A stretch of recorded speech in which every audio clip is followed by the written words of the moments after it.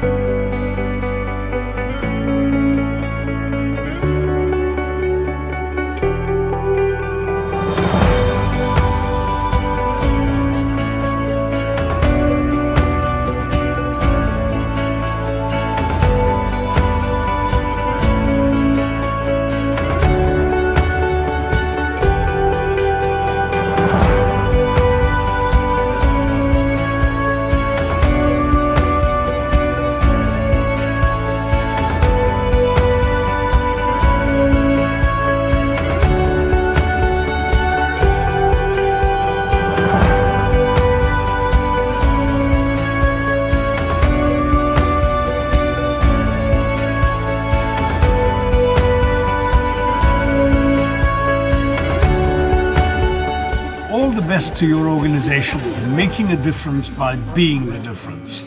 Gandhiji would always say, be the change you wish to see in the world. Make the change too. Take care. Good luck.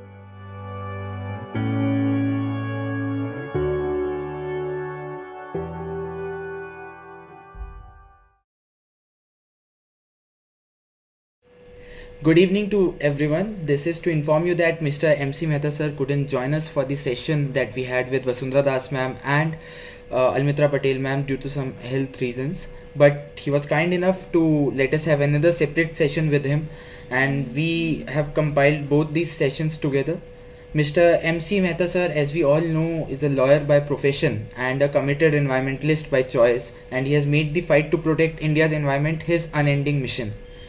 Mr. Mehta sir has single-handedly won numerous landmark judgments from India's Supreme Court since 1984, including introducing lead-free gasoline to India and reducing the industrial pollution fouling the Ganges River and eroding the Taj Mahal. He has almost single-handedly obtained about 40 landmark judgments and numerous orders from the Supreme Court against polluters, a record that may be unequaled by any other environmental lawyer in India or maybe around the world. To take his work forward, he has started MC Mehta Environmental Foundation, a non-profit, non-commercial, non-governmental committed organization. To take his work forward, MC Mehta sir has started this foundation called MC Mehta Environmental Foundation, a non-profit, non-governmental committed organization working towards the protection of environment, the rights to the people to clean and fresh water and air, the promotion of sustainable development, and the protection of cultural heritage of India. For his tremendous work, Mr. Mehta has received a number of awards, including Raman Magsaysay Award in 1997 and Padma Shri in 2016. So, welcome to the third episode of Matt Talks. And before before this episode, we discussed how government policies were important for the state of Uttarakhand and especially for the city where Matt belongs to, Dehradun. For this particular session, we'll be talking about India as a country, how the government's policies, how social workers are working towards bringing a change, and how government policies have somehow affected the environment, and somehow uh, the the environment is missing generally from their agendas. So before starting, I'd just like to give a brief introduction about our panelists. So our first panelist is Mrs. Almitra ma'am, and like she's an advocate of environmental policy and an anti-pollution activist. Her public interest litigation in the Supreme Court against the open dumping of municipal solid waste was instrumental in the drafting of the municipal solid waste management rules of India. A Clean Up India campaign started 20 long years before it hit our billboards and screens, perhaps even our conscience. She's also a member of Supreme Court Monitoring Committee on Solid Waste Management. Welcome to the panel, ma'am. Thank you. Our next guest is Ms. Vasundhara Das, ma'am, and though she is renowned as a singer and an actress, Vasundhara Das, ma'am, is also an environmental activist. In a headlining performance corresponding to UN Sustainable Development Goal, uh, she was in this event, and the theme was Life Below Water at Bengaluru Fintech. She called out people to recognize the importance of water as a citywide ecological challenge, and that I believe is a challenge that the whole nation, in fact, the whole world is facing right now. The water crisis. We saw how the the South African country almost ran out of water. We also saw how Chennai almost ran out of water. There were speculations that other cities will also run out of water. So we'll discuss this in more details. But before starting, I'd just like to ask both of you some of your fondest memories regarding India, and especially of the India where plastic was not a part of everyday life. So first, Almitra ma'am, if you can just share some memories about it. Well, I'm 84 years old, so my memory of pre-independence India in the 40s, a very austere wartime period. So we didn't purchase much. Bread used to come on a cycle in a tin without any wrapping. The pawala would deliver it at the door. If we had to buy it in the stores at all, it was wrapped in wax paper. The biscuit packets, if at all we bought snack food rarely, that also was wax paper and no plastic at all. One thing I want to tell everyone is that India needed no dumping grounds at all until the 1970s. The only waste that came out of homes was kitchen waste. And farmers would actually compete for the dustbins, compete for the collection rights to take it to their fields for composting because they recognized its value as returning the nutrients to the soil. Only after the 70s, when people said, we don't need plastic, we'll chuck it out along with the food peels and kitchen wastes that we don't need either. Then it made that waste unusable by the farmers because the plastic blanketed the fields. No rain could go in, no seeds could sprout out. So now we are left with mountains of dumps. Vasundhara, if you can also share like how if you have any memories regarding the pre-plastic era of India. Yeah, I do actually. Like ma'am was saying just now, I remember that garbage going out of my house was mostly vegetable garbage, kitchen waste that went out, not in a bin that was lined with a plastic bag, but it Yes. went out into a compost pit into my mother's garden. And then, you know, we would recycle the same compost that came out of our, came from our kitchen waste into having more fertile soil in our very gardens, in our very own garden, to grow a better garden, you know, more beautiful garden. So I remember very clearly that and ever since I've been we've been talking about environment and about how much urban centers like Bangalore are creating piles and piles of garbage. It's really quite a fundamentally simple problem to solve, but there needs to be will to solve it from everybody. It doesn't work if it's just a few people that want to solve this problem. So, first of all, I think that, like she very rightly said, post the 70s, maybe in the 80s, because my awareness is from the 80s and more so the 90s. But around that time, you know, I remember when I was 11 years old, I took a trip to the US, and to my absolute surprise, as an 11-year-old, I saw bags and bags of trash being packed and thrown away into the bin outside people's homes in the US. And then they would be collected by huge garbage trucks, and then they disappeared. Nobody knew what happened to them.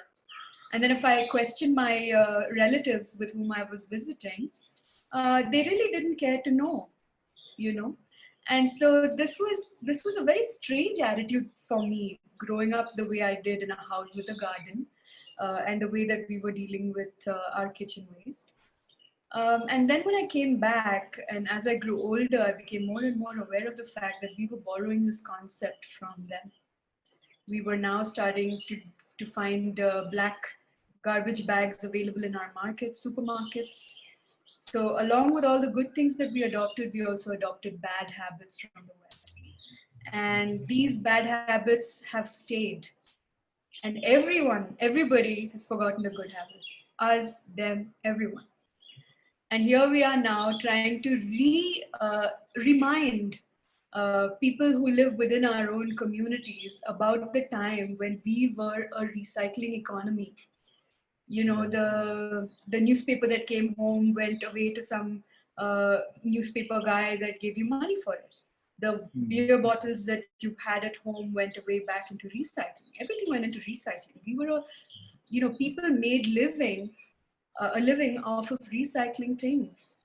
You know, the rat picker on the street, his big job was to segregate garbage that was lying around in the bins. They've disappeared now.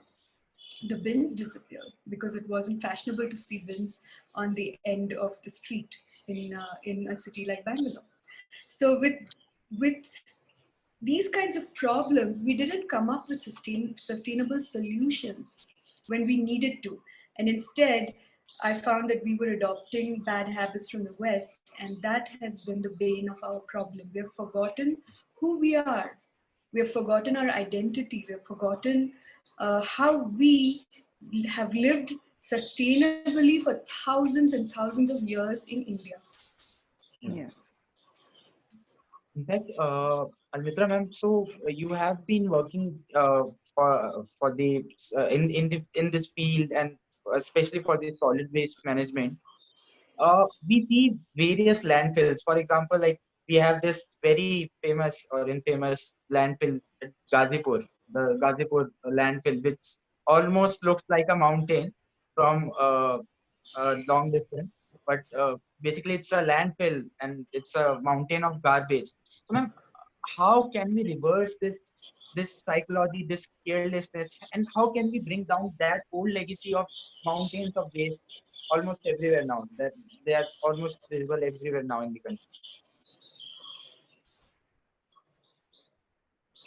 Well, the basic principle is, I don't call them landfills. I like to call them what they are, open dumps.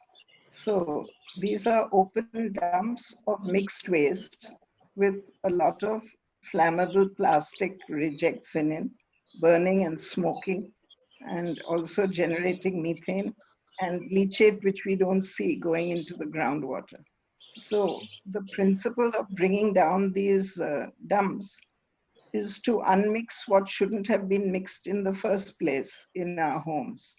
Uh, I don't know if people know how compost plants work. The waste is unloaded in long parallel heaps, which are not more than 2 or max 2.5 meters high, and as long as the space available, with enough place in between for turning equipment to aerate them once a week. Once waste is exposed to air like leaves on the forest floor, it decomposes harmlessly without methane or leachate and gives you fertile compost. So all the compost plants do this and they have windrow yards. What needs to be done for the dumps is to carve them up, slice them up into similar parallel heaps where air can get in from all sides, and then turn them weekly so that air gets to the middle unaerated part also. After a month, you'll be surprised, the volume of the dump actually goes down by 40%. You're left with just 60% or less material to handle. This also makes the sticky mess dry enough and free flowing enough for screening. After you have done this biotreatment with biocultures to speed up the windrow composting, you screen the material. So the fines are organic material. You can't really call it compost because it doesn't meet the standards, but it's organic manure, good for fields, wasteland, mining overburden, saline soils. And you have a mid fraction which is stony, which can be used for a sub base for road making. While you are screening, if you have a heavy fan or the light plastic blows away, that can be shredded and added to hot stones in an asphalt hot mix plant to make very durable roads. And the coarsest fraction, which is mostly combustible rags, coconut shells, bits of wood, things like that, that can be processed to what is called RDF, refuse derived fuel, which can go to cement plants if there are any nearby. So that way one has to unmix these mixed heaps after first biostabilizing them. It's called bio drying by some people because the heat of the heap dries them out enough to make them screenable. And then you dispose of the different fractions in usable fashion. Okay. So this has been done in at least 20 places, all India already. The Central Pollution Control Board has issued guidelines for legacy waste management, which anyone can download. Okay. So, ma'am, from this only, I would like to ask one question from Vasundhara ma'am also. So, ma'am, like bureaucrats, they do their work. They issue these guidelines, but somehow, so if I talk about Dehradun city, from where I belong, so we had a landfill on a river. So so it was a dried up river. It used to flow few years back, but due to pollution and all, it dried up. They started dumping the waste on that river only. They didn't, the government over here didn't even try to revive that stream or to do something about it. They just started a landfill. After a massive campaign, they had to remove that landfill, and all the waste from that area was shifted to another area that is again near to a river, and outside of the city. So basically, they just took all the waste outside of the city so that the citizens don't protest. Now the problem is, so we visited that plant, and and they said that it's so we visited that area. They set up a plant over there which they called a segregating unit. So we went there and we asked them, so how does it work? And they said, this machine will segregate the waste the recyclable waste will go for recycling, and the non-recyclable waste will we can't do anything about it. So they didn't have any answers. And we also asked them about like, are they promoting segregation of waste from the households only, from the grassroots level only? So to which they said ki, we might in the future, but not for now. So basically, all the waste was going to that landfill, and they were also segregating waste for the compost. So they were segregating the organic waste. But what we saw was that in the organic waste, we ourselves found lithium batteries in that You found? organic waste, that we we we saw lithium batteries in that organic waste, which they have segregated to make compost of. So, ma'am, I just want to ask you, in a country like India, so is the bottom up approach more successful, or a top down approach? Whether the whether it should be like government should be making rules and then it should be like people following it, or there should come a responsibility from within the people, that they should work for a change, and then they should force the government to bring the change. So what kind of approach is necessary in India? In any country, even India, anything like this, where it's for a common benefit of the whole population, there cannot be a one-sided approach. It can't. It cannot neither be a top-down approach, nor can it be a bottom-up approach. It has to be both ways, because every household has to cooperate for it to be successful. Like, for example, if you live in an apartment building and your building decides that you want to go the eco way, you want to segregate. If 20 households don't cooperate, they're defeating the whole purpose of the rest of the people in that complex. So the output coming from that complex then is compromised. If someone decides to even throw 2 lithium batteries into their organic waste, then the whole building's composting process is compromised. Yeah. So it cannot be something that we do only either from a government down, because even here in the locality where I live, which is Malleshwaram, the citizens of Malleshwaram have been extremely proactive about solid waste management, about segregating waste. We've had multiple campaigns by different organizations, by individuals, championing the cause of segregation, going and checking at the solid waste management plant that is here, whether the segregation is actually happening in the right way or not. There have been a lot of proactive involvement from citizenry here. Even then, the moment one person takes their foot off the accelerator, everything gets compromised.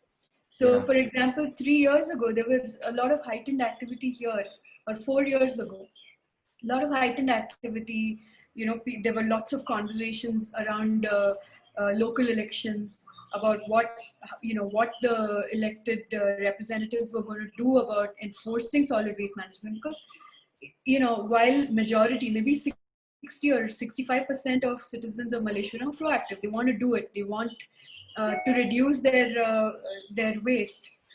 But then we still have the 35 to 40% people who don't want to cooperate, who no matter what you say to them, don't cooperate. In my own apartment, I live in an apartment with 7 houses, and to convince everybody who lives in my apartment building that this is something that's really important and has an impact on the future, on future generations, and how we pass the earth on to them, has been a really uphill task. And I'm talking about educated individuals, software engineers. Bangalore is IT city, used to be Garden City. We are full of, our majority population is educated, and we understand what segregation is. Nobody in this day and age can claim to not know what to do, because there has been so much awareness, so many people talking about it, environmental awareness, garbage segregation, you name it, we've spoken about it. So in this day and age, it falls short when somebody says, "Oh, I don't know what to do." So it has to be a bottom-up approach from the people, and it has to be a top-down approach from governments. Because when we were faced with these challenges, where we found that certain people were not cooperating within the locality of Malleshwaram, a group of us approached our local representative and said, we need your help. How do we enforce it? With the people who, no matter how much we explain and how logically we explain, are not getting the reason why they want to do it. They're just looking at today's garbage, tomorrow it's gone. They're not looking beyond that. How do we do it? And the representative very sheepishly told me that if I prevail upon them too much and I start doing, things like collecting fines from buildings for not doing my bidding on this, I lose votes. What do you do? So where's the solution? There has to be will on both ends. If there is no will, there is no way. Yeah. This is actually very, very pathetic on their end. Even in fact in Dehradun, so we are working to revive this stream called Rispana. We have this stream here in Dehradun, Rispana. So we approached the government and the top person in the government, and we told them that these are the streams and people are encroaching it. So you'll have to find a solution to it. And we never told them to just approve the people and do them away. We just told them that make a policy for them to for their rehabilitation, so that they can also live a life of dignity where there is where they're not surrounded by waste. And second, river will also get a life. So this river which I'm talking about is a lifeline to Dehradun. It serves water to around 70% of the population of Dehradun. Still, the only answer that we got from that person was that, listen, आप लोग सही कह रहे हो, आपका काम बहुत अच्छा है, but आपकी लॉबी उतनी स्ट्रांग नहीं है. उन लोगों की लॉबी बहुत स्ट्रांग है. By the lobby, he only meant that their vote bank is strong and you don't have enough people to convince me that we should just rehabilitate them. So yes, this is a very, very sad state of affairs in our country. Almitra ma'am, I'd just like to ask you, so the recent lockdown has shown how nature can heal itself, like its air and water quality. In fact, I can hear the chirping of birds in this call only. So do you have any suggestions for sustaining the gains achieved at such huge human cost?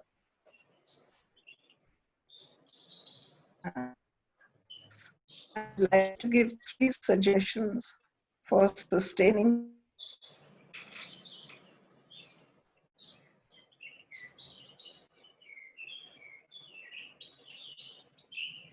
And your voice is not audible. It's Unable to Anyway. hear you. Could you repeat that? I can give 3 solutions for sustaining the gains we have made in poverty. Firstly, we need a grassroots public campaign. People should stop using phenol and bleach and other strong chemicals for their toilet and bathroom cleaning and floor washing. I think she said the first 2 things she said was that there should be a very strong grassroots level movement. Yeah. And then the second thing is that we should stop using or prohibit using harmful chemicals like phenol and bleach and all these things, and floor cleaning. Harsh chemicals. Yes, we need to.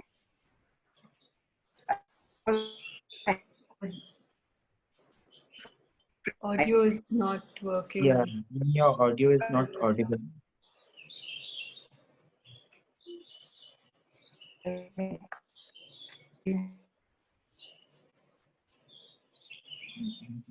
Maybe you could log out and log back in. That sometimes gives you a better Mm.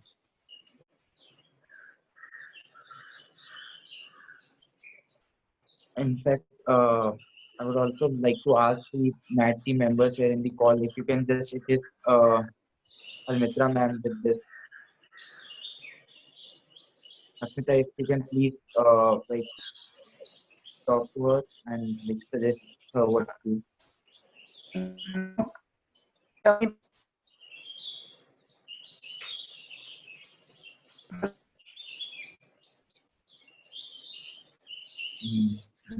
There are some connectivity issues, but Vasundhara ma'am, but I'll like like to continue from the point that Almitra ma'am made, that we need a strong grassroots level campaign, and you have been like campaigning strongly, and like you have been campaigning for a long time now, and you have been motivating people around the country to follow the sustainable goals that UN have now published.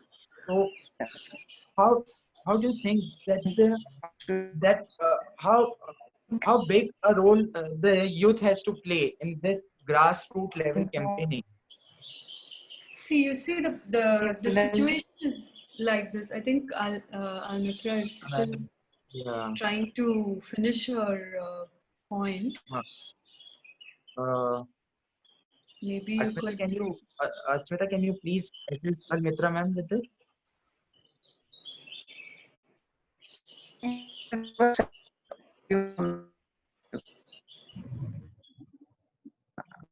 can't do anything about my poor connectivity where I live. Can you try again now? You're kind of cutting in and out, so we're hearing a very partial. Sorry, I think it was Vasundhara now.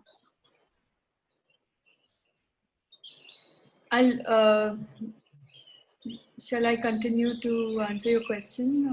One second, just Satvik, if you are on the call, can you please assist, and can the other team members also assist Almitra ma'am with the connectivity issues? Like, can you please call them and ask them to log out and log in again so that this issue is resolved?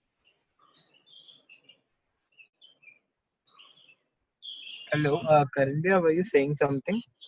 Yeah, Satvik, I was telling you to, I was asking if you can just coordinate with Asmita, and if you can please call Almitra ma'am and ask her to please log out and log in again so that this connectivity issue can be resolved. Sure, sure. Yeah, by the time they Yeah. sort that out. Could you repeat your question? So, like Almitra ma'am said, that there's a need for a grassroots level campaigning, and you have been campaigning a lot. So, Yeah.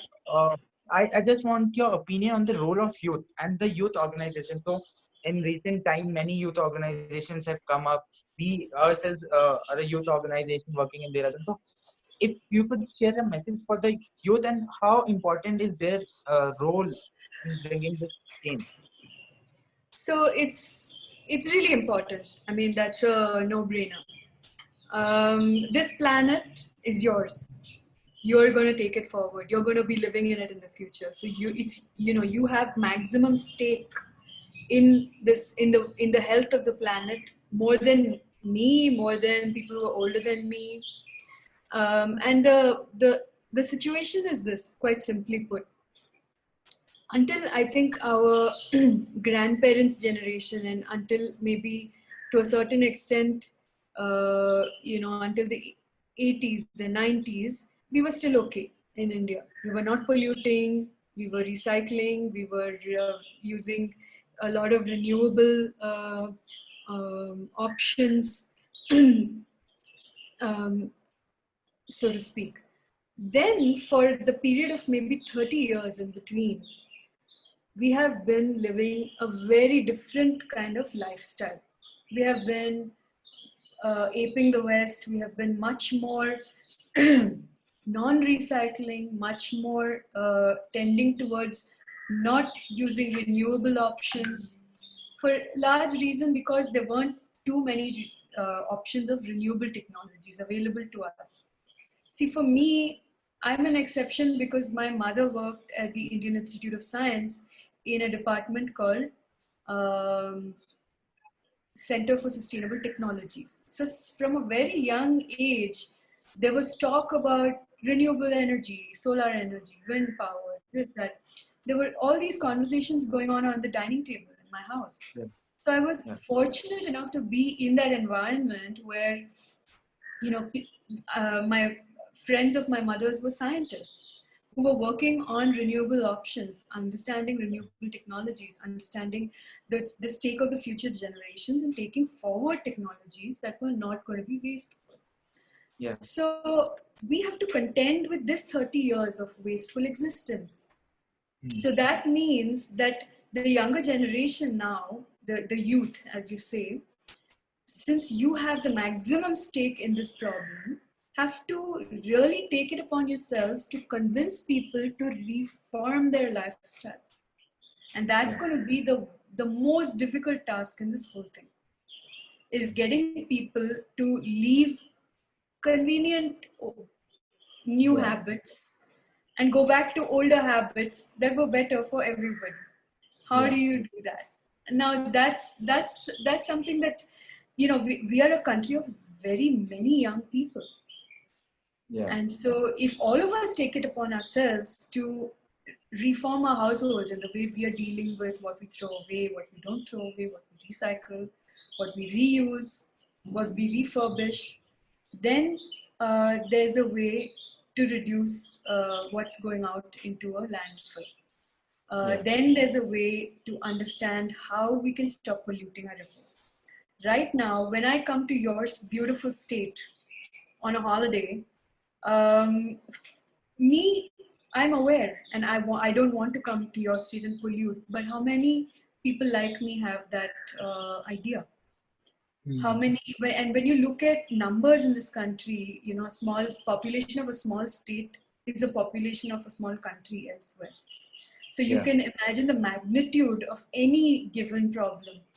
And similarly, when we look at solutions, if all people in your age group decide that they need to, on a grassroots level, work towards reforming 5 households in their neighborhood, 10 households in their neighborhood, it goes a very long way because of the numbers that we are.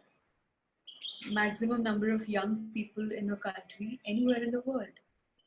So it's really a matter of will. It's a matter of will by all stakeholders. It's a matter of will from every single household. It's a matter of political will. I mean, our Prime Minister has been talking about Swachh Bharat, but I find that it's being looked at from a very superficial level. They're only talking about sweeping the streets. They're only talking about not leaving a bag of garbage on the side of the road. They're not talking about segregation, very pointedly not talking about segregation. That's the crux of the discussion.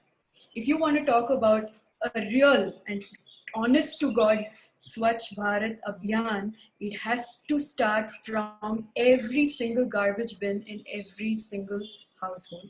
Only then is there going to be an Abhiyan. Until then, it's going to be a speech. Beyond a speech now.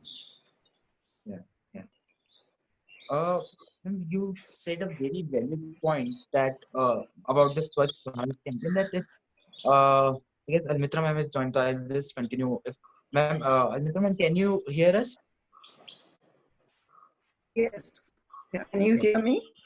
Yeah. Now you're audible. So ma'am, so we were Yes. I was talking about these strong chemicals which kill all the friendly microbes in our septic tanks and sewage treatment plants, which are designed by nature to convert our solid waste into harmless liquid waste. So if every household and hotel and hostel and public institution and municipal offices and community toilets, wherever you switch to herbal, non-harsh chemical, non-microbe killing cleaners, even just plain water or a tablespoon of ordinary liquid and soap in a bucket is to go a long way reduce the pollution which enters our drains and then streams and rivers. Yes, again, disconnected. Very valid point there. Is she back with us? No, her audio is not. Her audio is not connected yet. Yeah, these days there are lots of options and lots of people working on bio-friendly cleaning solutions. Yeah. So really it's about wanting to switch, wanting to try something different, wanting to try something new. Or not new. It's what we used to do. Yeah. But really wanting to switch to something that's more responsible towards the environment, or more responsible choice towards the planet. It's a similar thing of when you consume something. Yeah. If I see something that's being sold in a plastic bottle versus something that's being sold in a glass jar, what am I going to pick? It's a choice, right? Yeah, It's a choice each one of us has and we can make. So similarly, what cleaning solution do you think you want to use in your toilet today? Yeah. And these days there are herbal solutions that are as effective, if not more, than the chemical ones. You know, it shows. There are brands that are coming up in there are brands that are coming up in the market which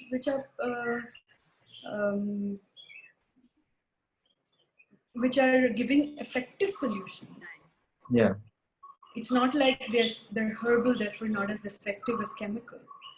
So one must try and one must really give it a chance, make a switch, really want to change something. Yeah. So you talked about Swachh Bharat Abhiyan, and Almitra is also part of the Solid Waste Management Monitoring Committee made by the Supreme Court. So one clause was added when the Swachh Bharat Abhiyan was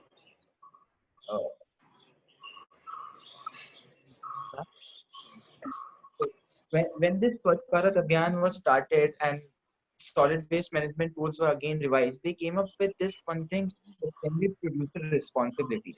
So it was basically that if a producer, if a big company, so I'll continue my question. I'll just first take answer from Almitra, ma'am. She was saying something.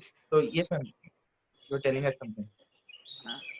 I wanted to say that if we switch to herbal cleaners, it saves households a huge amount of money, which is spent for annual septic tank emptying and then polluting Rispana or anywhere else, wherever it gets dumped. So it's really a win-win situation for the water body and the household to go non-chemical. I'd like to share a second thought, which is Mera Angan Saaf. This was a policy which an NGO in Ranchi in 2004 called NBJK, Now Bharat Jagriti Kendra, they began this.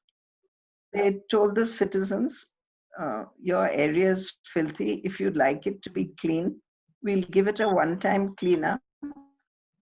If each of you wills to just maintain the cleanliness of your tiny stretch of frontage adjoining your property wall on one side, or if it's a corner plot on two sides. And this way, if the responsibility for, several hundred meters of road is shared with 40 feet, 60 feet, 50 feet, 80 feet of frontage by individuals, it becomes a very manageable task. And just as they keep their own front yards clean inside their compound wall, it's a matter of taking pride and ownership outside your wall, up to the middle of the road. Thousands of villages in India are doing this, combining and cleaning where there are no municipal services.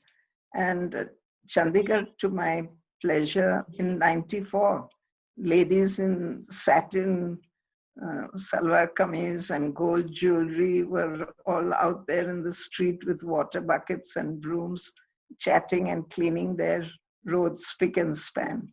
We need that kind of civic pride in our public spaces adjoining our homes.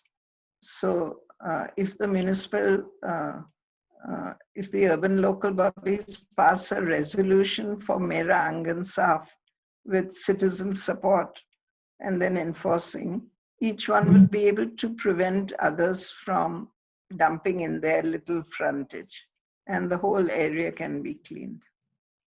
And while the connection is still on, I'd like to also move to a third thing, how we can maintain the purity of our water bodies. These days, very few people can swim in the village ponds and lakes and rivers which their fathers and grandfathers enjoyed, because they're all full of water hyacinth and water weeds. And all of these are actually being fertilized by the phosphorus in our synthetic detergents. Even rural areas are now using synthetic detergents instead of the old soap bars from the former days. In late 60s, Lake Erie, which was between US and Canada, one of the Great Lakes, was turning green. The algae was choking the water intakes. The vegetation was sinking to the bottom, dying, consuming the oxygen, and the fish were being killed. That is called eutrophication. And the scientists found the reason was the phosphorus which had suddenly started appearing in wastewater via the detergents. So after a long 3-year battle, I think you can run the link on your video if you're editing it. They managed to pass. An inter-country treaty, a US-Canada treaty, that both countries would limit the phosphorus content in detergent to maximum 2.2%. And that is going on and being followed by MNCs in the US and later in Europe, the same MNCs who control 80% of detergent production in India. But because we don't have the rules, they are not bothering to do the right thing for our environment. So the NGT in December 2016 in OA 199 of 2014 directed the MOF to pass limits on phosphorus. Since they have still not acted at all, perhaps under lobbying pressure, in December 18 of 2019, in a Bellandur Lake case, OA 125 of 2017, the NGT said if the MOEF hasn't passed these rules, every state pollution control board is at liberty to pass phosphorus limits for their state. So I would really urge MAD to take this up as a project with your pollution control board, your government, to limit the phosphorus. Until the limits are passed, if the state can simply require that every detergent sold on the shelves should have a tiny sticker just saying -% what is the phosphorus content in it. Then eco-aware citizens who want to do the right thing, who want to follow the Article 51A of the Constitution, which gives every citizen a duty to protect their air, water, and wildlife. We can do it by selecting low phosphorus detergents. The way things are today without labeling, we don't even know what to buy, what is the right thing. Yeah. So we can start with labeling and then go to capping the phosphorus. Yeah. That's my third suggestion for water preservation. That's in fact a wonderful. I mean, in fact, Vasundhara ma'am, I was asking you the same question. So, with the the new solid waste management guidelines mentioned extended producer responsibility, which was, if I had to give a brief, that if I'm a producer and I am bringing a single-use plastic into the market, for example, I am a noodle manufacturer and I pack my noodles in a single-use plastic, and if I am selling that this product in Dehradun, so it becomes my responsibility to make sure that I collect the waste bag, the single-use plastic bag, and either like either use it somehow, either use it more productively, or I should make sure that it doesn't harm the local environment. The government gave this right to state, gave this authority to state pollution control boards, that you will be the nodal agency monitoring this rule which they have made in their respective states. So in Dehradun, we found out that nothing of this sort was happening. Single-use plastic was coming inside our state. Since it's a Himalayan state, we have many hill stations, and the Maggie points here are very famous. And each and every Maggie point that is situated along a hillside, they just throw their waste down the hill. So जब हम लोग यहाँ सुनहरी वादियों का मजा लेने जाते हैं और नजरें थोड़ी सी नीचे डालते हैं, तो हमें वो सारे रैपर्स ही दिखाई देते हैं, वादियां तो ऊपर ही ऊपर रह जाती हैं. So we started this campaign called Ghar Vapsi. So उस time पे this word was very much into the media. So we thought, let's give it a try and make something positive out of it. And we started this campaign Ghar Vapsi.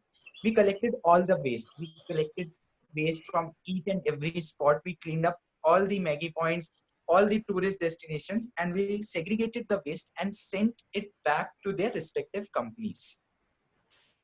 Now, their response was, so one company, they shared their vision and they told us that we are very sorry for this, and we pledged to take out single-use plastic by 2022. So, okay, this was fine. So they shared their roadmap. But some other companies, and there were some big names, they one company, so they just called us and they said, how dare you send us this waste? What will we do of this waste? So we told them that कि आपने उत्तराखंड में भी भेजा है, and हम क्या करें इस waste का, ये तो आपका waste. So they refused, and they refused the parcel, and they sent back that waste back to us. Same was the response from two other companies, and one company even mailed us. So we were thinking that it might be a very positive mail. They might also share their roadmap, but their response was a two-liner in which they just said, thank you for your concern for the environment. We really appreciate it. That's it. And we were like, we were thinking, we were expecting a more elaborate reply. So as a country, what should be our vision for 2025, when 5 years down the line, when this awareness might have grown, what should be our vision? What should, like, from now, from today onward, what should we as the citizens work on? What should be our vision? I think that as far as awareness is concerned, everybody is aware. Like I said before, you must have been really living under a rock if you don't know about waste management, if you don't know about the impacts of rapid development on environmental, on the environment. You must have really been living, I don't know where. So it's not a problem of awareness. All of us know. So we have to call that out. That now we have been doing awareness programs for the last 25 years at least. And now is the time for action.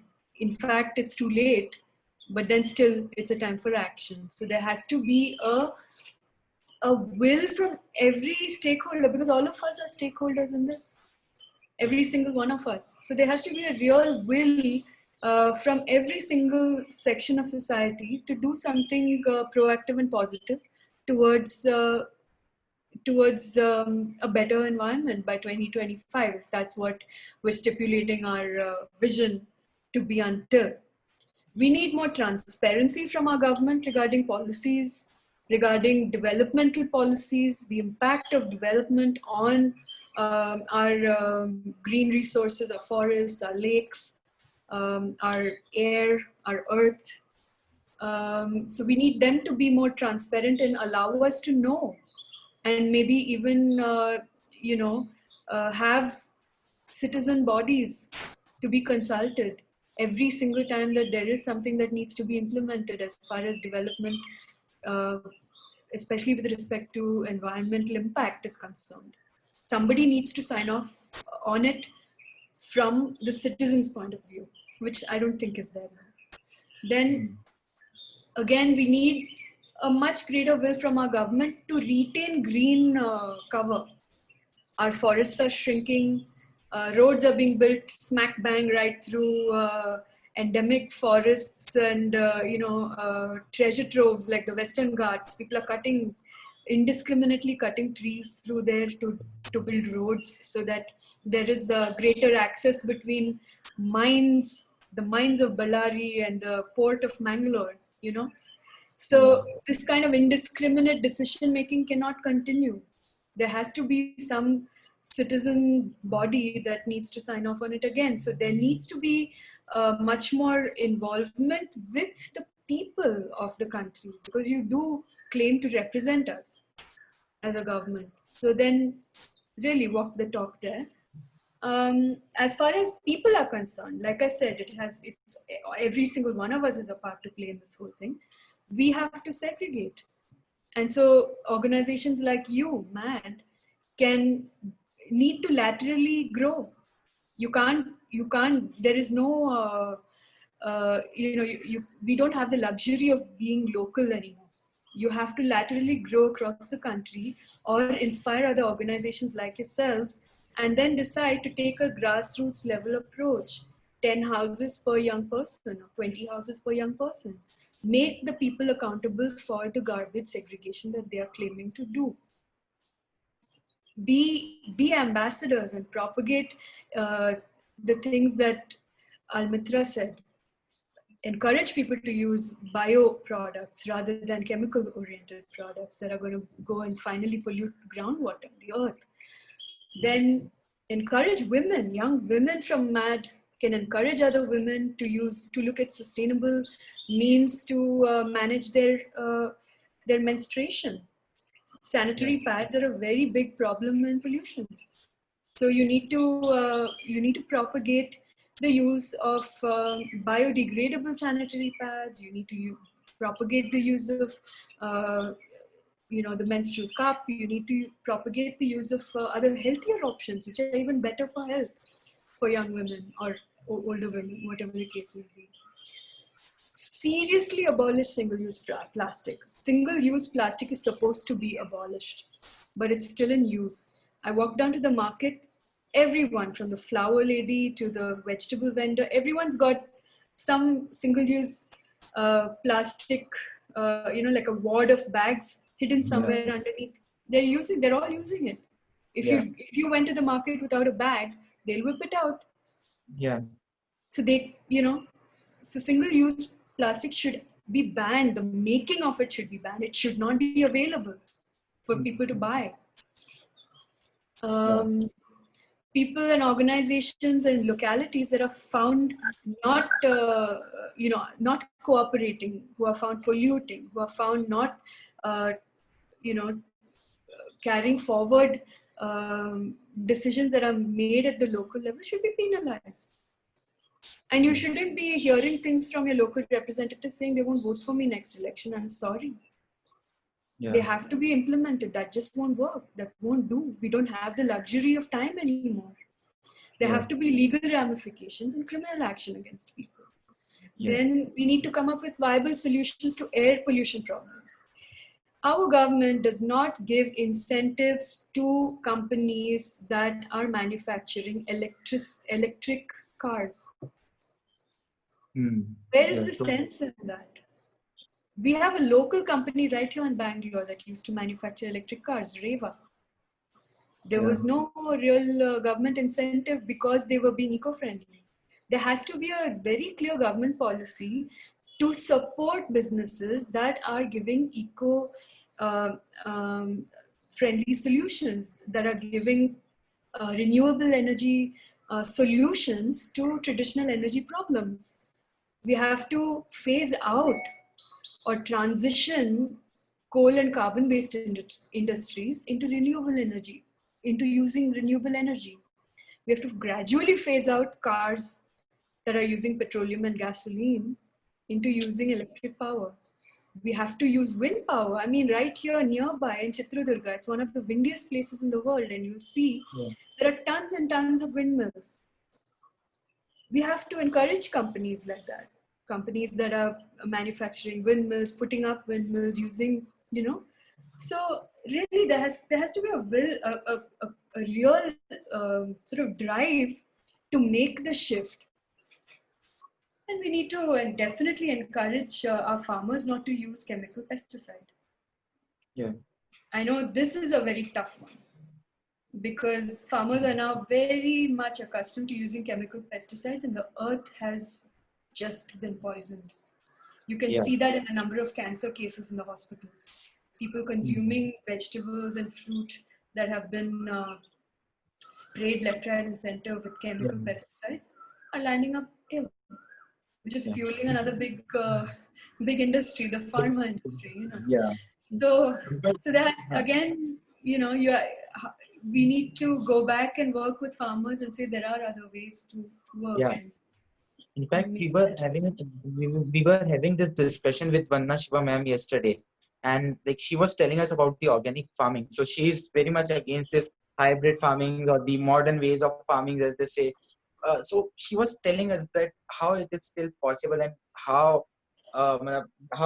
her organization is working in Uttarakhand to bring back the original methods of farming, and how she is encouraging the youth that has now returned to this state. And many the most of the people that have returned, they want to stay in this state. So she was telling how she is encouraging the modern way, the traditional methods of farming. This was a very informative session, and I would just like to sign off with one closing statement from both of you, ma'am. If Almitra ma'am, you will just give us one closing statement, and probably it can be a message to the people on how they can, like, you have suggested the ways, but how it's the right time to act, as Vasundhara said. Would really like all the governments, while they had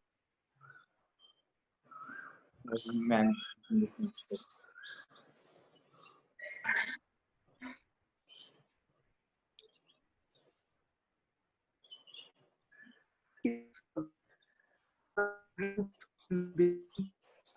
quarantine centers before they go home to their villages. And then there is a need for all of us to think of ways to empower all these people to maintain livelihoods where they are. President Abdul Kalam had that vision of Pura, which was provision of urban facilities in rural areas. And if we can somehow find out what are the skills of these different people, these migrants or guest workers returning are all coming back with street smarts from the cities. And they can be encouraged to provide education, not just schooling education to children in government schools with poor education, but give them life skills, street smarts, and entrepreneurial. And one thing I would like to encourage companies to do is provide CSR seed money for entrepreneurs, small interest-free loans repayable in a year or two from their hard work in their villages. Yeah. We'll talk about that later. Sure, ma'am. And Vasundhara ma'am, if you would just like to say one thing. Yeah. in closing, I want to say that the environment problem is something that is all of our problem. It's not just the problem of one particular stratum of society. It's the problem of people, of citizens. It's a problem of governments. It's a problem of every stakeholder and every person who lives on this planet, because we can't be mutually exclusive in this case. So it's only any solution is only going to work when we all work together towards a common goal. And we all know what that common goal is. It's now just a matter of saying, okay, we're going to walk the talk and do what it takes to get there. So I want to encourage every single person to do their bit in this endeavor, because tomorrow it affects your own future, your own children, your own families that are going to go and live in the future when you're not there. So your actions today impact your children in the future. And that's what children are also coming back from schools these days and telling their parents. They're saying, they're really perturbed about environment, the change in climate. They're really perturbed about these things. And they can't understand why their parents won't change their ways. So it really, the buck stops with you. The buck stops with me. It stops with every single one of us. And we are the ones who can create this change if we want our children to live a happy, carefree and healthy life in the future. So, thank you so much Mehta sir कि आपने हमें time दिया है. जैसा कि the entire generation knows of youngsters, चाहे वो law students हो, एनवायरनमेंट लवर्स हो या जनरली हो, कि आपने एक सिंगल मैन आर्मी की तरह बड़े बड़े इंटरेस्ट से फाइट करा, उन्हें डिफीट करा.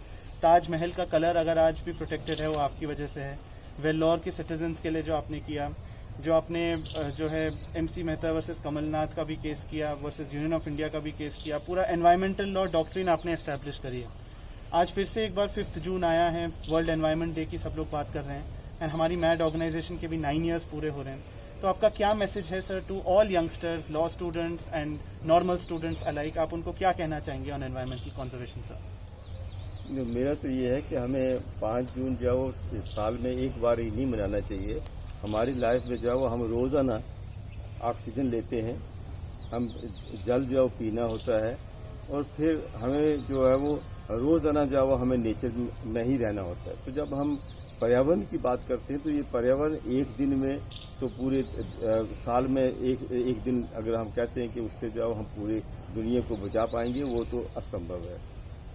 हमारे हर रोज़ जो है वो जब हम सुबह उठते हैं तब भी हमें पर्यावरण जो है उसके विषय में जो है सोचना चाहिए कि हम क्या कर सकते हैं आज के दिन. और वो आज का दिन में हमें कुछ न कुछ एक चीज़ जो है वो ज़रूर करनी चाहिए, जिससे कि हम पॉजिटिव, हमें शाम को जब हम सोने के से पहले हम सोचें कि आज हमने क्या किया. किसी एक व्यक्ति को हमने उसके विषय में बताया, किसी जानवर को हमने सड़क के ऊपर था उसको हेल्प की, कोई कुछ कर रहा था उसके साथ, कोई जो क्रुएल्टी टू एनिमल्स होती है, कहीं जो है वो और तरह की चीज़ें जो है वो कई तरह की, जब आप पूरे दिन में आगे पीछे जाते हैं तो उस समय जो है वो बहुत सी चीज़ें आपको दिखाई देती हैं. वो उन लोगों को नहीं दिखाई देती जो पर्यावरण के विषय में पूरी तरह से जो है वो अवेयर नहीं होते. उनके लिए तो पर्यावरण कुछ भी नहीं है, पेड़ भी कुछ भी नहीं है, हर चीज़ कुछ भी नहीं है. उनको ये नहीं मालूम कि ऑक्सीजन कहाँ से हमें मिलती है. दिन में जो है वो ऑक्सीजन जो लेते हैं या रात को हम जो लेते हैं या जो कुछ भी है, तो ये सारी की सारी बातें जो है हमारे इनके चीज़ों के बिना ना ही तो हम जिंदा रह सकते हैं पर्यावरण के बिना, और पर्यावरण के साथ मीन्स कि उसमें जो हमारा जो पूरे पेड़ हैं और उसके साथ साथ जो हिमालयज हैं और नदियां हैं, ये सारे के सारा मिलके जो एक पेड़ पूरा पर्यावरण बनाते हैं. तो हमें जो है वो इन चीज़ों की पहले तो ये है कि हमें ये सीखना चाहिए कि जैसे हम मंदिर में जाते हैं, गुरुद्वारे में जाते हैं, कहीं भी जाते हैं, तो पहले जो है हम अपना माथा टेकते हैं, उसके बाद हम अंदर जाते हैं. तो पर्यावरण भी ऐसी चीज़ है, जब हम सुबह घर से में उठते हैं तो उठ के ही पहले हमें जब पूरी सृष्टि को जब हमें जो है वो नमन होना चाहिए कि हम जो है वो आप आज का दिन जो है वो एक अच्छा जो है वो हमारे लिए गुजारिए. हम जो आज का दिन जो है एक अच्छा हम जो वो कर पाएँ, अच्छे काम करें, और यही हमें जो बुद्धि मिलनी चाहिए, और उसी तरह की हमें सोच भी हमारी होनी चाहिए। तो ये चीज़ जो है वो ये तो पेरेंट्स से आती है, अब जो बड़े बुजुर्ग हैं वो उनसे आती है, और फिर उसके साथ स्कूल में आती है। अब स्कूल में जहाँ मेरा एक केस था जिसमें कि environment has become a compulsory subject through out India, तो अब उस वक्त का कितनी शिक्षा दे रहे हैं कि नहीं मुझे तो मालूम नहीं है, लेकिन ये है कि जितने भी जो मेरे तो यही है कि ये एक अच्छा दिन है कि दिन हम साल में एक ही बार एक दिन न मनाएं पर्यावरण का, हमें रोज़ आना चाहो पर्यावरण की हमें याद रहनी चाहिए, और हमें इसके विषय में इतना जाओ कंसर्न होना चाहिए कि हम जाओ आगे की पीढ़ियों के का ध्यान जाओ रखें कि हमें ही नहीं जिंदा रहना इस जनरेशन में, बल्कि आगे की जनरेशन के लिए भी हमें जाओ सोचना होगा। तो ये करने के लिए आप एक न एक अच्छा कार्य करिए, आप पेड़ लगाइए।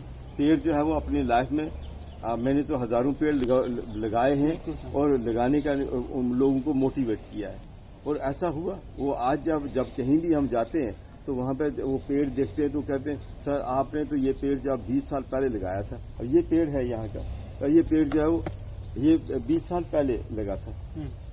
आज तो हमारे आश्रम में है, इको आश्रम में अब जो पेड़ लगे हैं वो आज जो है वो हम उनसे बात कर सकते हैं, वो हमसे बात कर सकते हैं। तो ये चीज जो है हमें तब समझ आती है कि हम उनकी भाषा को समझें।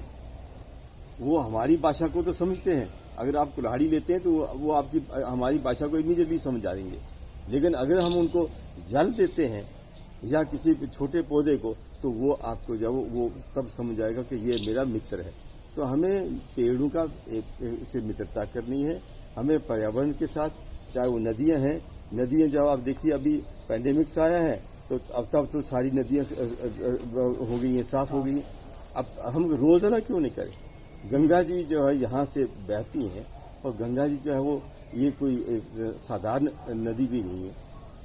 हमें सब नदियों के विषय में जो सोचना चाहिए, लेकिन यहाँ तो उत्तराखंड में तो जमुना जी हैं और गंगा जी यहाँ से आती है। अब ये नदियों को भी हमने जो प्रदूषण कर रहे हैं, आज जो है वो किसी नेता ने, किसी सरकार ने जो नहीं कर पाई आज तक इन नदियों को साफ, आज जो वो नेचर ने खुद कर दिया। अब हमारे पास बहुत जरूरी समय है कि हम आगे उनको प्रदूषित ना होने दें। तो सबसे बड़ी बात ये है कि अभी जब भी ये कहते हैं कि हमें इस तारीख से जब सारा कुछ खुल जाएगा, तो खुलने के बाद क्या हमें ये करना चाहिए कि हर चीज जो नदियों को में डाल दें? जी। हमें नहीं करना चाहिए। खनन नदियों में नहीं होना चाहिए। खनन जो है आप देखिए कि क्या बहुत भारी प्रभाव करता है, इसको असर होता है। और इसी तरह से जो है बाकी की जो चीजें हैं, तो मैं ये कह रहा हूं कि हमें जो है ये जो इसको देवभूमि बोलते हैं, तो देवभूमि ढंग से पूरी तरह से देवभूमि दिखाई दे ना। हम पूरे उत्तराखंड को देवभूमि बोलते हैं, तो देवभूमि तो है। अगर हमें सोचने की बात हो, हमें अगर फर्ज किया ये हमें उतने हम सेंसिटिव हैं, तो तब तो हमें ये देवभूमि है, हमें रोजाना जाओ, हर समय जाओ, हमें याद रहेगा। और हमें हर समय जाओ उसी तरह से जाओ कार्य करने होंगे जिससे कि हम एक देवता की तरह जाओ इस भूमि को हम पूजें। लेकिन अब देवभूमि को अगर हम उसको जाओ प्रदूषित कर देंगे, उसके सारे हिमालयस को जाओ खनन कर देंगे, उनको निकाल देंगे, वहाँ सारी खनन कर करके उनको पहाड़ों को तोड़ेंगे, और फिर उसके नदियों के जब सारा का सारा वहाँ खनन होगा, फिर उससे जितना घर का जितनी गंदगी होती है वो सारी की सारी घरों की, इंडस्ट्रीज की, हर जगह से जब अगर वहां जाती है तो आप क्या सोचेंगे उसके पीछे में? ये आप गंगा जी का जो जल जो था, वो जो साइंटिफिक रिपोर्ट थी कि it is unfit for drinking, washing, bathing और इरिगेशनल पर्पसेस। तो जब ये इतनी हमने हालत कर दी, तो आज तो भगवान ने हमें ये दिया है, ये एक सचेत किया है पूरी दुनिया को कि आप जो है वो आप नेचर से ऊपर नहीं हो जी। तो आज अगर हम नेचर से ऊपर अगर हम ये कहते हैं कि हमें हमेशा जो है हमें जो ऐसे कार्य करने चाहिए जिससे कि हम नेचर को किसी भी तरह से हम जो सृष्टि है, जो रची है, भगवान ने रची है, उसको किसी तरह से हम हानि ना पहुंचाए। अगर हम इस मंत्र को हम थोड़ा थोड़ा करके रोजाना हम सीखना शुरू करें और उसको अपने अंदर रोज की प्रैक्टिस में ले आएं तो बहुत बड़ी बात होगी। सर, एक और आपने बहुत अच्छा बोला कि आपने इस पर्यावरण की भाषा समझी, प्रकृति की भाषा समझी। हम आड़ी लेकर पेड़ के पास जा रहे हैं, आपने समझ लिया वो क्या कहना चाह रहा है, आपको कैसे रोकना चाह रहा है, कैसे बताना चाह रहा है। एक तरीके से ये पैंडेमिक भी सृष्टि की एक भाषा है इंसानों के लिए, बताने के लिए क्या हो रहा है। दूसरी तरफ सर, लेकिन आपने एक और भाषा बहुत अच्छे से समझी और वो थी कानून की भाषा। और कानून की भाषा की इतनी पेचीदगी होती है, जैसे पर्यावरण की भाषा सरल होती है, कानून की भाषा जटिल होती है, लेकिन आपने उसको समझा ही नहीं, आपने उसकी मास्टरी कर ली।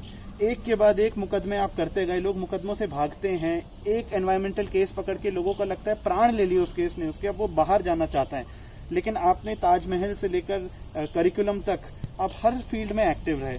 वो क्या आपका जज्बा था सर? और अगर आप अपना कोई एक एक्सपीरियंस भी साझा कर सके कि आपने अपने आप को गेट गोइंग कैसे किया in this very tough field of environmental litigation, जब वो फील्ड एग्जिस्ट भी नहीं करती थी। देखिए, ये भगवान चाहते थे ऐसा मुझे करना है तो ऐसा हुआ। लेकिन मैं ये कह रहा हूँ कि मुझे जब कुछ मालूम नहीं था पर्यावरण के विषय में। हाँ, ये जरूर था कि मैं जब बचपन में मुझे 2 नदियों में क्रॉस करके पढ़ने के लिए जाता था, स्कूल में जाता था। अच्छा। मुझे लगता था, बड़ा अच्छा लगता था। और हम जब उनके साथ जब हम जल जो वो हमें लगता था कि भाई ये भयानक तब होता है जबकि बरसात होती थी, उस समय भी हमें सचेत होना पड़ता था। और फिर बाकी जो समय जब हम गुजरते थे, कभी अच्छा लगता था उनकी नदियों की जो आवाज़ आती है जब शाम को, खासकर जब दिन में जो जैसे पानी जब बहता है तो वो एक अच्छी लगती थी। लेकिन ये तो जब मैंने केस जब गंगा जी का शुरू किया था वो 1985 में गंगा जी का केस। हाँ, तो उस वक्त तो ये हुआ था कि यहाँ पे हरिद्वार में ही तो आग लग गई थी। और उसमें जब वो आग इतनी भयानक थी कि वो 24 घंटे तो जो फायर ब्रिगेड के लोग उसको बुझा भी नहीं पाए थे। तो तब मैंने वो केस लिया था। अब मुझे तो मैंने दो इंडस्ट्रीज के ऊपर था वो केस, लेकिन वो 2 से जो वो अब 1-1.5 लाख की इंडस्ट्री बन गई। 2 से 1-1.5 लाख। हाँ, तो मतलब वो तो आस्ता केस जो वो बढ़ता गया। लेकिन कहने का ये है कि ये हरिद्वार की हालत तब 85 में थी और हरिद्वार की हालत जो वो अभी ऋषिकेश की हालत देखिए क्या हालत हो रही है। जितने भी जो वहाँ पे जो घर हैं उनका भी जो वो गंदगी जो वहाँ जा रही थी। और अभी अगर फर्ज क्या सुधार हो गया है तो अब तो मौका है सरकार को भी कि कोई भी चीज जो घरों की जो वहाँ पे नदी में ना जाए। जितने आश्रम हैं उनकी गंदगी जो वो नदी में नहीं जानी चाहिए। और फिर खनन जो है वो यहाँ इस सारे एरिया में नहीं होना चाहिए नदी के में, क्योंकि उसका भी बहुत भारी प्रभाव होता है। तो ये चीजें जब मैंने आस्ता आस्ता सीखी और जब सीखने के बाद ही मुझे मालूम हुआ कि नहीं ये तो तब भी खैर मैं तो ये अचानक था कि जब मैं पढ़ा कि आग लग गई है तो आग जो है वो मैंने कहा कि पानी को कैसे आग लग सकती थी, अब जल को तो मैं तो कभी सुना नहीं था। फिर मैं आया, मैं देखा, उसके बाद देखने के बाद मुझे मालूम हुआ कि वहाँ तो यहाँ की जो 2 बड़े सरकार की भारत सरकार की ही कंपनियां थी वो सीधा जो गंदगी जो केमिकल जो सब जो कुछ भी था वो छोड़ रही थी। और कोई आदमी जा रहा था, उसने जो ऐसे माचिस अपने सिगरेट पीने के लिए उसने क्या माचिस जो फेंक दी और वो सारे का सारा जितना नाला जो था जो गंदगी का सारे का सारा जो 1 किलोमीटर 1.5 किलोमीटर आग लग गई थी। तो यहाँ तो तब दमकल भी नहीं होते थे, फायर ब्रिगेड भी बहुत कम होते थे, 85 में तो नहीं था इतना।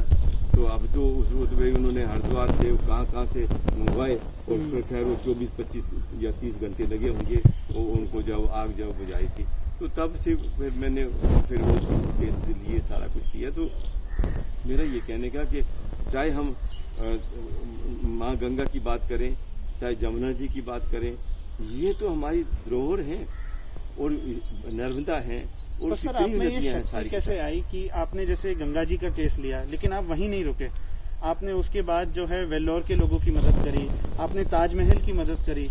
आप में ये एक आदमी में इतनी स्पिरिट कैसे आई कि वो एक ही केस को ना करके वो पूरे पर्यावरण को बचाने की हर संभव एक ही आदमी इतना सारा प्रयास करने लग गया? ऐसा है, ये तो मैं नहीं इसका जवाब दे पाऊंगा, लेकिन मैं ज्यादा जो है उसमें मुझे इसमें इंटरेस्ट बनता गया और उस समय ताजमहल में भी वहाँ पे मथुरा रिफाइनरी आ रही थी, कंट्रोवर्सी बहुत ज़्यादा थी। कुछ मेरे साथ जो साइंटिस्ट जुड़े उन्होंने मुझे बताया कि ये ऐसी हालत है, तो मैंने वो केस लिया था। वो 84 का मेरा पहला केस तो वही था। 85 में गंगा जी का केस था और फिर उसके बाद दूसरे केस और होते गए। तो इसी तरह से वेलोर का था। फिर मैं तो अपने नाम से तो कम मैंने केसेस किए हैं, ज्यादा केसेस अगर आप Indian council for environmental legal action देखेंगे, इसला जो है तो वो उससे हुए थे और उसमें भी बहुत केसेस हुए। तो अब ऐसा ये तो भगवान की जैसे इच्छा थी तो वैसा हुआ। नहीं सर, ये मैं आपको थोड़ा पुश करूंगा इस आंसर के लिए, क्योंकि आप ह्यूमिलिटी से आंसर दे रहे हैं। ये स्पिरिट कैसे आज का युवा वर्ग अपने अंदर ला सकता है कि एक ही चैलेंज से निराश नहीं होना है, हर तरह से लड़ना है? क्योंकि ना सिर्फ देखिए ये आपने मुद्दे अच्छे उठाए, जैसे पब्लिक ट्रस्ट डॉक्ट्रिन जिसको हम समझते हैं कि जो है प्रकृति हम सब की धरोहर है, सरकार की भी धरोहर है, हम सब इसके ट्रस्टी हैं। ऐसे बड़े अच्छे कॉन्सेप्ट आपने पूरी दुनिया के अच्छे लीगल सिस्टम से उठाए और इंडिया के लीगल सिस्टम में लाए। तो आपको कैसे पर्यावरण के लिए भी समय मिला, अपनी रिसर्च के लिए भी समय मिला और कोर्ट कचहरी के लिए भी समय मिला? सर देखिए,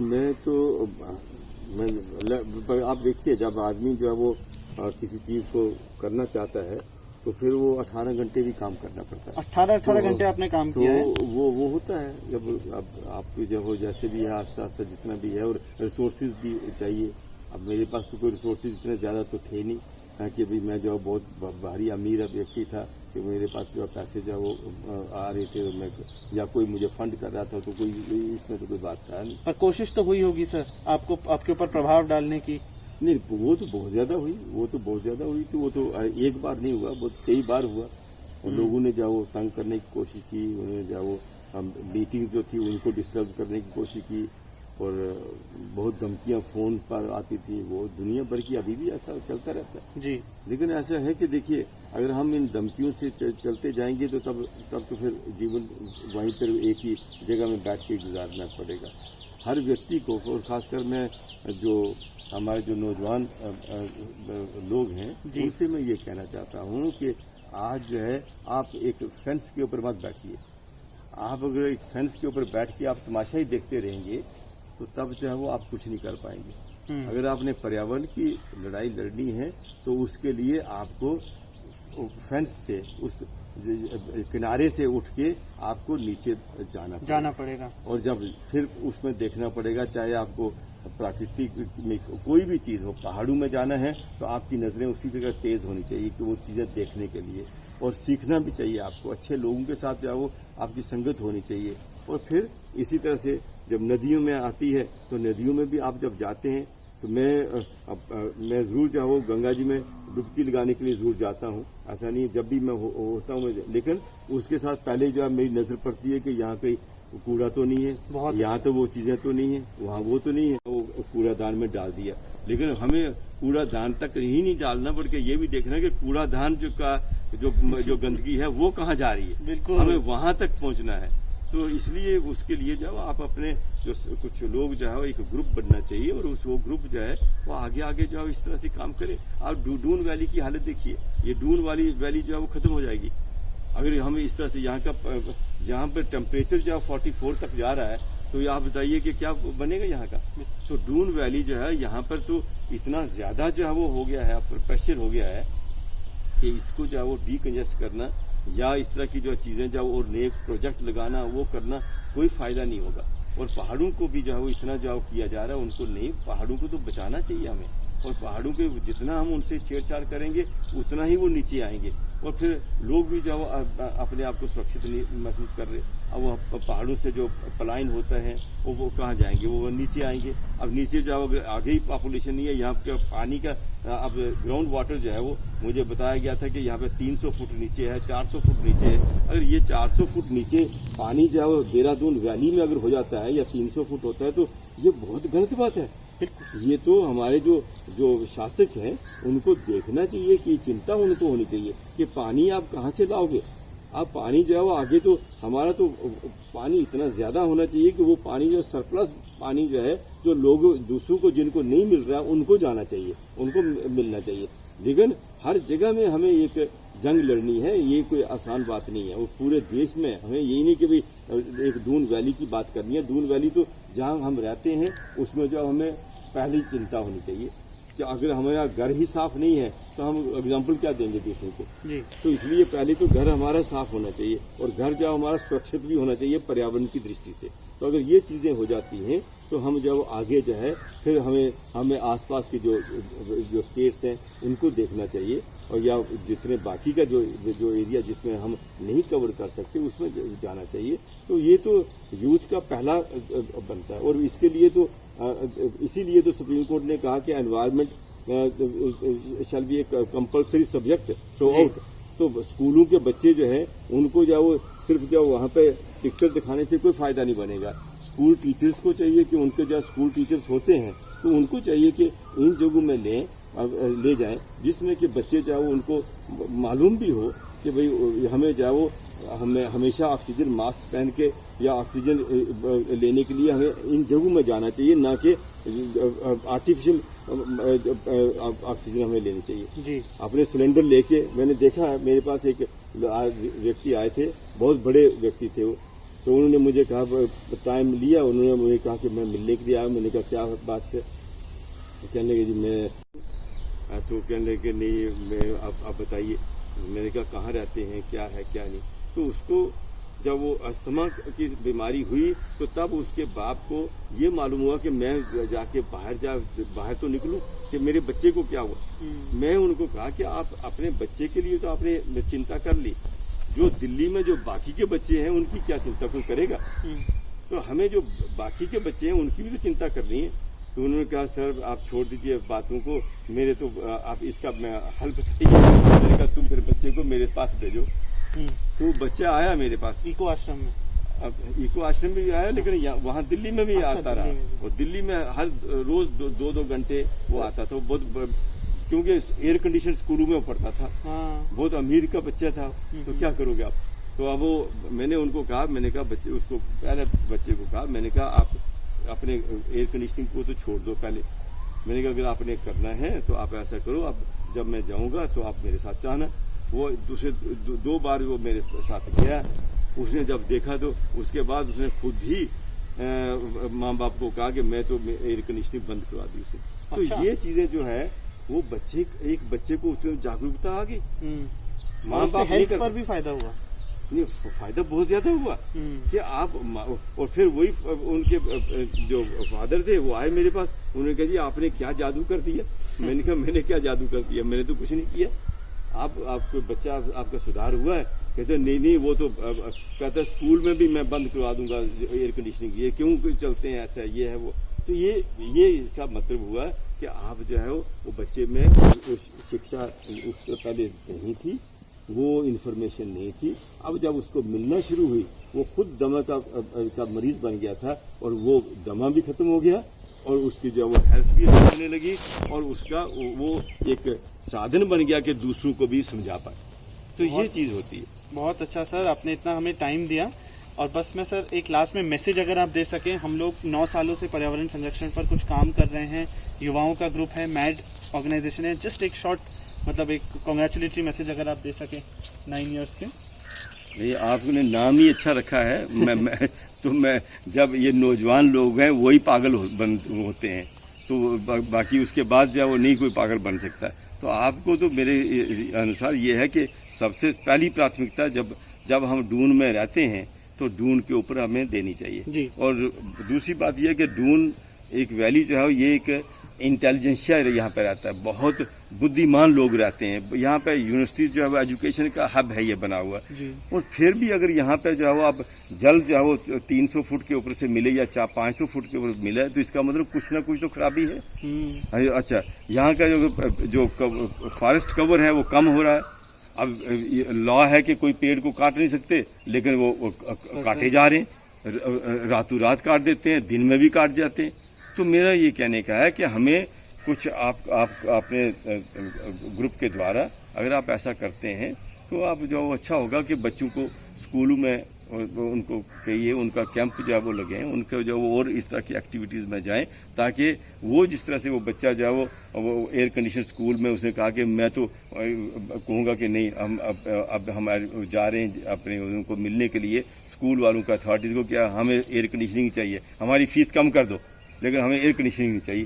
तो ये एक बहुत बड़ा परिवर्तन है। तो आप जो है वो ऐसे चीज़ों के लिए हमें जाओ, देखिए ज़बरदस्ती किसी को नहीं कह सकते हम। अब बच्चों को कोई तो आप उठो और आप एक ही दिन में, उनको समझ भी तो नहीं होगी, तो आप उनको जो वो ऐसा ज्ञान दीजिए, उनको ऐसी इंफॉर्मेशन दीजिए और वो सत्य वाली होनी चाहिए। और दूसरी बात यह है कि हमारे कथनी और करनी में अंतर नहीं होना चाहिए। अगर आप कथनी और करनी में अंतर करेंगे तो तब कभी भी आप कामयाब नहीं हो सकते। अब मैं जो वो मैं कहूँ पर्यावरण की बात है और मैं जो वो घर में जो वो अपने ऐसा काम कार्य करूँ जिससे कि जो वो मेरा जो वो उसके अपोजिट हो, तो वो ठीक नहीं है ना। हमें वही चीज़ करनी चाहिए और कहनी भी उतनी चाहिए जितना कि हम खुद कर सकते हैं और किसी से हम जो वो आशा कर सकते हैं। Thank you sir, thank you so much. Wow, sir, आपने इतना. This was the message for everyone, and if you are watching this, please make sure that from now onward you make it a habit that make the environment protection your habit and work towards it. And with this, we'll sign off. Thank you, Vasundhara ma'am. Thank you, Almitra ma'am, for taking out time for this and for joining us for this very, very informative session. Thank you, ma'am. Thank you. Thank you. Bye. Bye, ma'am.